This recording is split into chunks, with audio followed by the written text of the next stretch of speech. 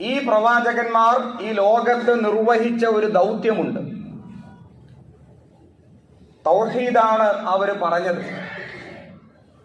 മനുഷ്യ സമൂഹത്തെ തൗഹീദിലേക്കാണ് അവർ ക്ഷണിച്ചത്. അള്ളാഹുവിന്റെ ദീനിലേക്കാണ് മനുഷ്യ സമൂഹത്തെ അവർ കൊണ്ടുവന്നത്. അതിനുവേണ്ടിയാണ് അവർ പണിയെടുത്തത്. മരണശേഷമുള്ള ഒരു ജീവിതത്തെ സംബന്ധിച്ചാണ് അവർ ഉത്ബോധിപ്പിച്ചത്. അതുമാത്രമായിരുന്നോ ഈ പ്രവാചകന്മാർ മനുഷ്യ സമൂഹത്തോട് പറഞ്ഞത്? നമ്മളൊക്കെ സാധാരണയായി പറയും കേവലം മതപ്രബോധകർ ആയിരുന്നു പ്രവാചകന്മാർ. അതായത് ഇസ്ലാമിലേക്ക് ആളുകളെ ക്ഷണിക്കുക, തൗഹീദ് പറയുക, പരലോകത്തെ സംബന്ധിച്ച് മനുഷ്യ സമൂഹത്തെ ഉത്ബുദ്ധരാക്കുക. ഇത് മാത്രമായിരുന്നോ പ്രവാചകന്മാർ നിർവഹിച്ച ഉത്തരവാദിത്വം അല്ലെങ്കിൽ ഡ്യൂട്ടി? വിശുദ്ധ ഖുർആൻ പരിശോധിക്കുമ്പോൾ ശ്രദ്ധേയരായ ചില പ്രവാചകന്മാർ, ഒന്ന് രണ്ട് ഉദാഹരണങ്ങൾ പറയാം.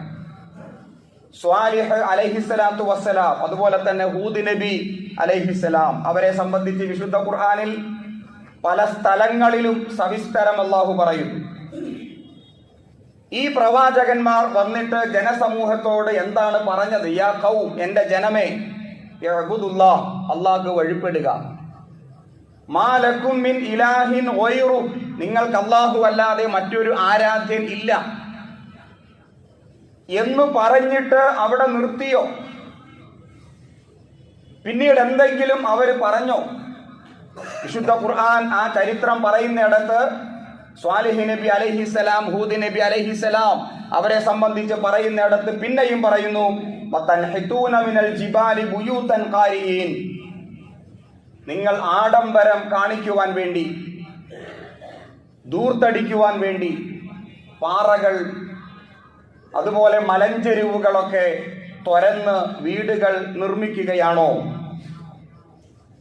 അപ്പോ കനത്ത പാരിസ്ഥിതിക പ്രത്യാഘാതങ്ങൾ സൃഷ്ടിക്കുന്ന ഒരു വികസന കാഴ്ചപ്പാടിനെതിരെ ഈ പ്രവാചകന്മാർ ശബ്ദിക്കുന്നുണ്ട്.